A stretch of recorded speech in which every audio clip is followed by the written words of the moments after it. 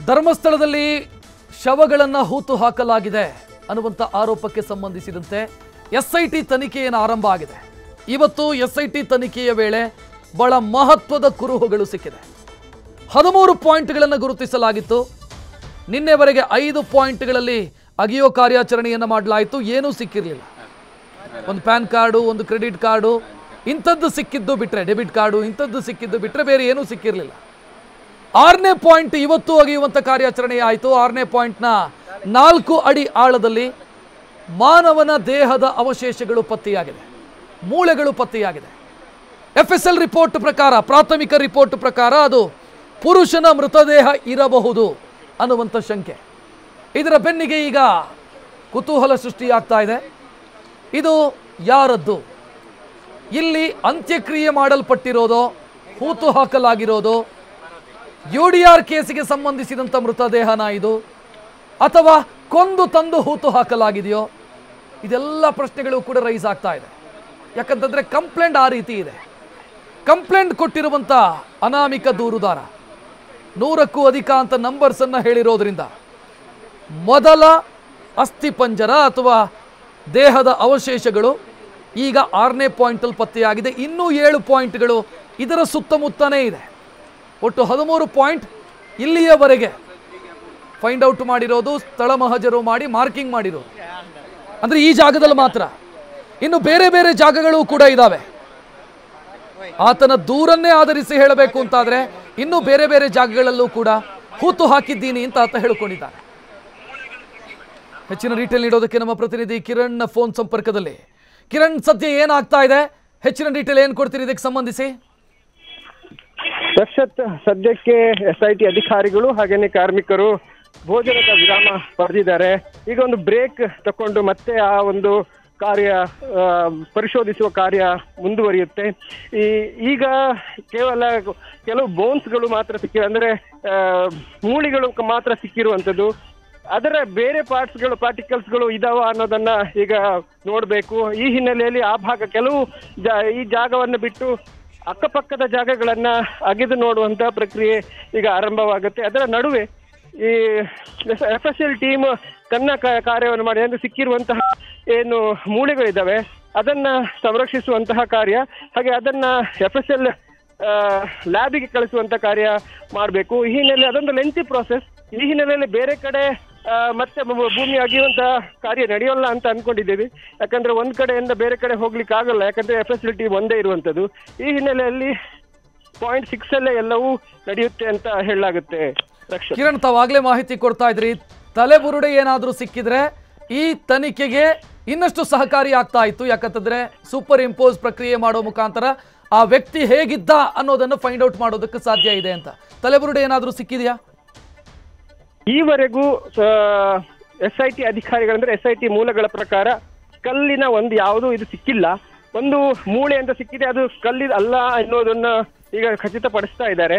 ಆದ್ರೆ ಒಂದು ಇಡೀ ಒಂದು ಸ್ಕಲ್ ಸಿಕ್ಕಿದ್ರೆ ಮಾತ್ರ ಅದಕ್ಕೊಂದು ಇಂಪಾರ್ಟೆನ್ಸ್ ಬರುತ್ತೆ. ಯಾಕಂತ ಹೇಳಿದ್ರೆ ಕಲ್ಲಿದ್ದಾರೆ, ಆ ತಲೆಬುರುಡೆಯ ಒಂದು ಸೂಪರ್ ಇಂಪೋಸ್ ಮಾಡಿ ಆ ವ್ಯಕ್ತಿಯ ಚೆಹರೆಯನ್ನ ಇದು ಮಾಡ್ಬೋದು, ರೂಪ ಕೊಡಬಹುದು. ಯಾಕಂದ್ರೆ ಒಂದು ವೇಳೆ ಒಂದು ತಲೆಬುರುಡೆ ಸಿಕ್ಕಿತ್ತು ಅಂದ್ರೆ ಸೂಪರ್ ಇಂಪೋಸ್ ಮಾಡಿ 95 to 97% ಆಕ್ಯುರೇಟ್ ಆಗಿ ಆ ಮನುಷ್ಯನ ಚೆಹರೆಯನ್ನ ಡಿಸೈನ್ ಮಾಡ್ಬೋದು. ಅದನ್ನ ಫೋಟೋ ತೆಗೆದು ಪತ್ರಿಕಾ ಹೇಳಿಕೆ ಇದರ ಪ್ರಕಟಣೆ ಎಲ್ಲ ಕೊಡ್ಬೋದು. ಯಾರಾದ್ರೂ ಮಿಸ್ಸಿಂಗ್ ಆಗಿದಾರ ಅವ್ರು ಬರಬಹುದು, ಯಾರಾದ್ರೂ ಅನ್ಕ್ಲೇಮ್ ಬಾಡಿ ಆಗಿದ್ರೆ ಅವ್ರು ಬಂದು SIT ಕಚೇರಿಗೆ ಸಂಪರ್ಕಿಸಬಹುದು ಅಂತ ಹೇಳ್ಬೋದು. ಆದ್ರೆ ಒಂದ್ ವೇಳೆ ಸ್ಕಲ್ ಅಂದ್ರೆ ತಲೆಬುರುಡೆ ಸಿಕ್ಕಿಲ್ಲ ಅಂತ ಹೇಳಿದ್ರೆ ಆ ವ್ಯಕ್ತಿ ಯಾರು ಅನ್ನೋದು ಗೊತ್ತಾಗೋದು ತುಂಬಾ ಕಷ್ಟ. ಆದ್ರೆ ಒಂದು ವೇಳೆ ಬೋನ್ಸ್ಗಳು ಸಿಕ್ಕಿದಾವೆ ಅಂತ ಹೇಳಿದ್ರೆ ಆ ವ್ಯಕ್ತಿ ಹೇಗೆ ಸತ್ತಿದ್ದಾನೆ ಅನ್ನೋದು, ಮತ್ತೆ ಅನ್ಕ್ಲೇಮ್ಡ್ ಬಾಡಿಗಳು ಎಷ್ಟು ಈ ಭಾಗದಲ್ಲಿ ಸಿಕ್ಕಿದಾವೆ ಅದರ ಬಗ್ಗೆ ಡೀಟೇಲ್ಸ್ ತೆಗೆದು ಆ ವಿಚಾರದಲ್ಲಿ ಇದರಲ್ಲಿ ತನಿಖೆ ನಡೀಬಹುದು. ಕಿರಣ್, ಈಗ ಮೃತದೇಹದ ಭಾಗಗಳು ಅಥವಾ ಮಾನವನ ದೇಹದ ಅವಶೇಷಗಳು ಪತ್ತೆಯಾಗಿರೋದ್ರಿಂದ ಆ ವ್ಯಕ್ತಿಯ ದೂರಿನಲ್ಲಿ ಹುರುಳಿದೆ ಅನ್ನೋದು ಖಚಿತ ಆಗ್ತಾ ಇದೆ. ಈಗ ಪ್ರಶ್ನೆ ಇರೋದು, ಆ ವ್ಯಕ್ತಿಗಾದ್ರೂ ಗೊತ್ತಿರುತ್ತಲ್ಲ, ಅಂದ್ರೆ ಈ ಜಾಗದಲ್ಲಿ ನಾನು ಹೂತು ಹಾಕಿದ್ದೀನಿ ಅಂತ ಗೊತ್ತಿರುವಾಗ ಈ ವ್ಯಕ್ತಿ ಹಿಂಗಿದ್ದ, ನಾನು ಹೂತು ಹಾಕಿದಂಥ ವ್ಯಕ್ತಿ ಹಿಂಗಿದ್ದ ಅನ್ನೋ ಅಂದಾಜು ಇರಬಹುದಾ? ಅಂತ ಸಾಧ್ಯತೆಗಳಿದಾವ? ಖಂಡಿತ ರಕ್ಷತೆ. ಆತನೇ ಈ ಭಾಗದಲ್ಲಿ ತಾನು ಹೂತು ಹಾಕಿದ್ದೇನೆ ಅಂತ ಅಕ್ಯುರೇಟ್ ಆಗಿ ಒಂದು ಪ್ಲೇಸ್ ಅನ್ನ ಐಡೆಂಟಿಫೈ ಮಾಡಿ ತೋರಿಸಿದ್ದಾನೆ ಅಂತಾದ್ರೆ ಆತನಿಗೆ ಆ ವ್ಯಕ್ತಿಯನ್ನ ಅಲ್ಲಿ ದಫನ್ ಮಾಡೋ ಮೊದಲು ಆತ ಯಾವ ಗೊತ್ತಿರುತ್ತೆ, ಅದನ್ನ ಹೇಳ್ಬೋದಾಗಿತ್ತು. ಮೇಲ್ ಅವ್ರ ಫಿಮೇಲ್ ಅಂತ ಅದನ್ನ ಹೇಳ್ಬೋದಾಗಿತ್ತು, ಪುರುಷ ಅಥವಾ ಮಹಿಳೆದು ಅಂತ ಆದ್ರೆ ಅದನ್ನ SIT ಅಧಿಕಾರಿಗಳು ಕೇಳಿದಾಗ ಅಷ್ಟು ಸ್ಪಷ್ಟತೆ ಆತರಲ್ಲಿ ಇಲ್ಲ. ಮತ್ತೆ ಅದು ಆ ವಿಚಾರವಾಗಿ ನಾನು ಎಲ್ಲಿ ಹುಗ್ದಿದ್ದೇನೆ ಅನ್ನೋದು ಮಾತ್ರ ಗೊತ್ತಿದೆ, ಅದು ಯಾವುದು ಅಂತ ಗೊತ್ತಿಲ್ಲ ಅಂತ ಒಂದು ಹೇಳಿಕೆಯನ್ನು ನೀಡಿದ್ದಾನೆ ಅನ್ನೋ ಒಂದು ಮೂಲಗಳ ಪ್ರಕಾರ ಕೇಳಿ ಬಂದಿರುವಂತದ್ದು. ಈ ಹಿನ್ನೆಲೆಯಲ್ಲಿ ಈಗ ಒಂದು ವೇಳೆ ಈಗ ಕೆಲವು ಬೋನ್ಸ್ಗಳು ಅಂದ್ರೆ ಈ ಪಳೆಯುಳಿಕೆಗಳು ಸಿಕ್ಕಿದವೆ ಅಂತಾದ್ರೆ ಅದರ ನಂತರ ಆತ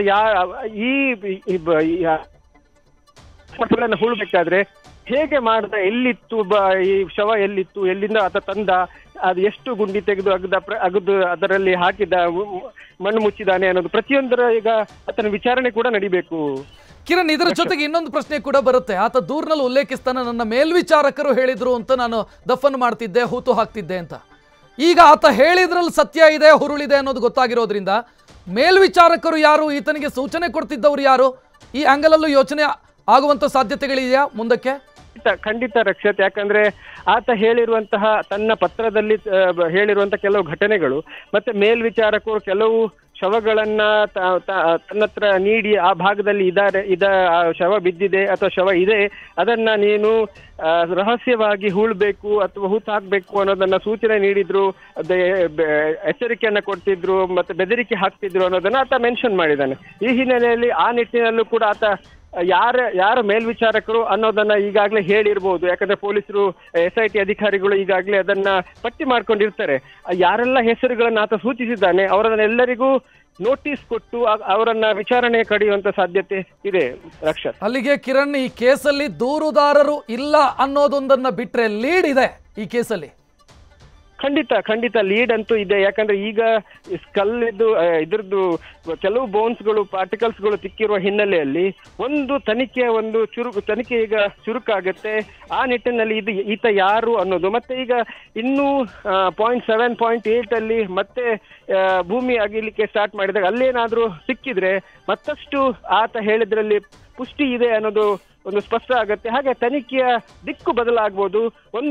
ಅಂದ್ರೆ 5 ತನಕ ಏನೂ ಸಿಕ್ಕಿರ್ಲಿಲ್ಲ ಅಂದಾಗ ಆತ ಸುಳ್ಳು ಹೇಳ್ತಾ ಇದ್ದಾನೋ ಅನ್ನೋ ಅನುಮಾನ ಹೆಚ್ಚಾಗಿತ್ತು. ಆದ್ರೆ 6ನೇ ಪಾಯಿಂಟ್ ಅಲ್ಲಿ ಈಗ ಬಾಡಿಯ ಕೆಲವು ಪಾರ್ಟಿಸ್ಗಳು ಸಿಕ್ಕಿದ ಹಿನ್ನೆಲೆಯಲ್ಲಿ ಮತ್ತೆ ಈ ಒಂದು ತನಿಖೆ ಚುರುಕುಗೊಳ್ಳುವ ಸಾಧ್ಯತೆ ಇದೆ. ಕಿರಣ್, ನಿನ್ನೆ ಅವರ ಲಾಯರ್ ಯಾರೋ ಒಂದು ಪ್ರೆಸ್ ನೋಟ್ ಅನ್ನ ರಿಲೀಸ್ ಮಾಡಿದ್ರು. ಅದರಲ್ಲಿ 13ನೇ ಪಾಯಿಂಟ್ ಅಲ್ಲಿ ಸಿಕ್ಕಾಪಟ್ಟೆ ಸಿಗುತ್ತೆ ಅಂತೆಲ್ಲ ಅವ್ರು ಬರ್ದಿದ್ರು. ಅವ್ರು ಬರ್ದಿರೋದು ಸತ್ಯನೋ ಸುಳ್ಳು ಬೇರೆ ವಿಚಾರ.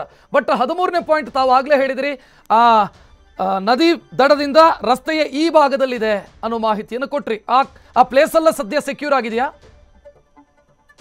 ಖಂಡಿತ ರಕ್ಷತ್. ಯಾಕಂದ್ರೆ ಅದು ಸ್ನಾನಘಟ್ಟದ ಬಲಭಾಗದಲ್ಲಿರುವಂಥದ್ದು, ಅದು ಕೂಡ ಓಪನ್ ಪ್ಲೇಸ್. ಅಲ್ಲಿ ಮರ ಗಿಡಗಳು ಇರುವಂಥದ್ದು ಆ ಥರದ್ದು ಏನೂ ಇಲ್ಲ, ಖಾಲಿ ಒಂದು ಓಪನ್ ಪ್ಲೇಸ್ ಇದೆ. ಅದನ್ನು ಸೆಕ್ಯೂರ್ ಮಾಡಲಾಗಿದೆ. ಹಾಗೇನೆ ಅಲ್ಲಿ ಪೊಲೀಸರನ್ನು ಕೂಡ ಭದ್ರತೆಗೆ ನೇಮಿಸಲಾಗಿದೆ. ಮೊದಲ ಸಲ ಯಾತ ಬಂದು ಈ ಪ್ಲೇಸ್ ಅನ್ನು ಐಡೆಂಟಿಫೈ ಮಾಡಿದಾಗ ಅದನ್ನ ಸೆಕ್ಯೂರ್ ಮಾಡಿಕೊಂಡು ಡ್ರೋನ್ ಮೂಲಕ ಕೂಡ ಅದನ್ನ ಚಿತ್ರೀಕರಿಸಲಾಗಿತ್ತು. ಹಾಗೇನೆ ಅದನ್ನ ಕಾರ್ಡನ್ ಮಾಡಿ ಅಲ್ಲಿ ANF ನ ಸಿಬ್ಬಂದಿಗಳನ್ನ ಕೂಡ ನೇಮಿಸಲಾಗಿತ್ತು. ಆದ್ರೆ ಈಗ ಪೊಲೀಸ್ ಅವರನ್ನ ಅಲ್ಲಿ ಹಾಕಲಾಗ್ತಾ ಇದೆ. 24 ಗಂಟೆ ಆ ಪ್ಲೇಸ್ ಅನ್ನ ಕಾಯುವಂತ ಕಾರ್ಯ ಪೊಲೀಸರು ಮಾಡ್ತಾ ಇದ್ದಾರೆ ರಕ್ಷತ್. ಕಿರಣ್, 13ಕ್ಕೆ ಅಂತ್ಯನ ಅಥವಾ ಮೊನ್ನೆ ಏನೋ ಒಂದು ಪ್ರೊಸೀಜರ್ ಆಗಿತ್ತು ಅಂತ ಕೇಳಪಟ್ಟೆ ನಾನು, ಖಾಸಗಿ ಜಾಗದ ಕೂಡ ಮಹಜರು ಮಾಡುವಂತ ಸಾಧ್ಯತೆಗಳಿತ್ತು ಅಂತ. ಮುಂದಕ್ಕೆ ಅದು ಕಂಟಿನ್ಯೂ ಆಗತ್ತಾ ಆ ಪ್ರೊಸೀಜರು? ಖಂಡಿತ ರಕ್ಷತ್. ಯಾಕಂದ್ರೆ ಈಗ 6ನೇ ಪಾಯಿಂಟ್ ಅಲ್ಲಿ ಬಾಡಿಯ ಕೆಲವು ಅವಶೇಷಗಳಂದ್ರೆ ಅಸ್ಥಿಪಂಜರದ ಕೆಲವು ಅವಶೇಷಗಳು ಸಿಕ್ಕಿದಾವೆ ಅಂತಾದ್ರೆ ಬೇರೆ ಈಗ ಆತ ಸೂಚಿಸಿದಂತ ಕೆಲವು ಮತ್ತಷ್ಟು ಪ್ಲೇಸ್ಗಳಿದಾವೆ. ಪಾಯಿಂಟ್ ನಂಬರ್ 7, 8, 9 ಅಂದ್ರೆ 13 ತನಕನೂ ಇದೆ. ಅದೆಲ್ಲ ಆದ ನಂತರ ಆತ ಬೇರೆ ಯಾವ ಪ್ಲೇಸ್ಗಳಿಗೆ ತೋರಿಸ್ತಾನೆ ಅವು ಕೂಡ ಹೋಗಿ ಅಲ್ಲಿ ಕೂಡ ಅಗಿಯುವಂತಹ ಮತ್ತೆ ಅದನ್ನು ಸೆಕ್ಯೂರ್ ಮಾಡುವಂತಹ ಮತ್ತೆ ಮಾರ್ಕ್ ಮಾಡುವಂತಹ ಕಾರ್ಯಕ್ಕೆ SIT ಅಧಿಕಾರಿಗಳು ಹೋಗ್ಬೋದು. ಯಾಕಂತ ಹೇಳಿದ್ರೆ ಈಗಾಗಲೇ ಆತ ಹೇಳಿದ್ದಾನೆ 100 ಶವಗಳನ್ನ ನಾನು ಕೂತಿಟ್ಟಿದ್ದೇನೆ ಅಂತ. ಎಲ್ಲಾ ಕಡೆ ಹೋಗಿಕೊಂಡು ಅದನ್ನ ಪರಿಶೀಲಿಸುವಂತ ಪ್ರಕ್ರಿಯೆ SIT ಆರಂಭ ಮಾಡುತ್ತೆ ರಕ್ಷತ್. ಅಂದ್ರೆ ಇಡೀ ರಾಜ್ಯಕ್ಕೊಂದು ಕುತೂಹಲ ಇದೆ ಕಿರಣ್, ಅದು ಯಾವುದು ಅಂತಂದ್ರೆ ಅದರಲ್ಲಿ ಒಂದು ಪರ್ಟಿಕ್ಯುಲರ್ ಕೇಸನ್ನು ಆತ ಮೆನ್ಷನ್ ಮಾಡಿದ್ದಾನೆ. ನಿಮಗೂ ಗೊತ್ತಿದೆ, ಕಲ್ಲೇರಿಯಲ್ಲಿ ಶಾಲಾ ಬಾಲಕಿಯೊಬ್ಬಳನ್ನ ನಾನು ಹೂತು ಹಾಕಿದ್ದೀನಿ ಅಂತ. ಅದು ಎಷ್ಟು ದೂರ ಇಲ್ಲಿಂದ, ಮತ್ತು ಆ ಪ್ಲೇಸ್ ಇನ್ನೂ ಕೂಡ ಮಹಜರ ಆಗಿಲ್ವಾ ಆ ಜಾಗ? ಖಂಡಿತ ರಕ್ಷತ್, ಯಾಕಂದ್ರೆ ಈ ಜಾಗದಿಂದ ಅದು ಸರಿಸುಮಾರು 1.5 ಕಿಲೋಮೀಟರ್ ದೂರದಲ್ಲಿದೆ. ಕಲ್ಲೇರಿ ಅಂದ್ರೆ ಧರ್ಮಸ್ಥಳ ಗ್ರಾಮದಿಂದ ಅಲ್ಲಿ ಪೊಲೀಸ್ ಸ್ಟೇಷನ್ ಇಂದ 1 ಕಿಲೋಮೀಟರ್ ದೂರದಲ್ಲಿರುವಂತಹ ಪ್ಲೇಸ್ ಅದು. ಈ ಹಿನ್ನೆಲೆಯಲ್ಲಿ ಅಲ್ಲಿ ಈಗ ಆ ಜಾಗ ಎಲ್ಲಿದೆ ಅನ್ನೋದು, ಆತ ಎಲ್ಲಿ ಹೂತು ಹಾಕಿದೆ ಅನ್ನೋದು ಆತನಿಗೆ ಗೊತ್ತು. ಈ ಹಿನ್ನೆಲೆ ಆತ ಕರ್ಕೊಂಡು ಹೋಗ್ಬೇಕು, ಆ ಪ್ಲೇಸ್ ಅನ್ನ ತೋರಿಸ್ಬೇಕು, ಅದನ್ನ ಸೆಕ್ಯೂರ್ ಮಾಡಬೇಕು. ಈವರೆಗೂ ಆತ ತೋರಿಸಿರೋದು 13 ಸ್ಥಳಗಳನ್ನ, ಅದನ್ನ ಸೆಕ್ಯೂರ್ ಮಾಡಿ ಈಗ ಅದನ್ನ ಕಾರ್ಡನ್ ಮಾಡಿರುವಂತದ್ದು. ಈಗ ನೆಕ್ಸ್ಟ್ ಆತ ಎಲ್ಲಿ ಕರ್ಕೊಂಡು ಹೋಗ್ತಾನೆ ಅದರ ಬಗ್ಗೆ ಈಗ ಕುತೂಹಲ ಜಾಸ್ತಿ ಇದೆ. ಎಸ್, ಥ್ಯಾಂಕ್ ಯು ಕಿರಣ್ ಮಾಹಿತಿಗೆ. ಒಟ್ಟಿನಲ್ಲಿ ನ್ಯೂಸ್ ಫಸ್ಟ್ ನಿರ್ಭೀತಿಯಿಂದ ನಿಮ್ಮ ಪರವಾಗಿ.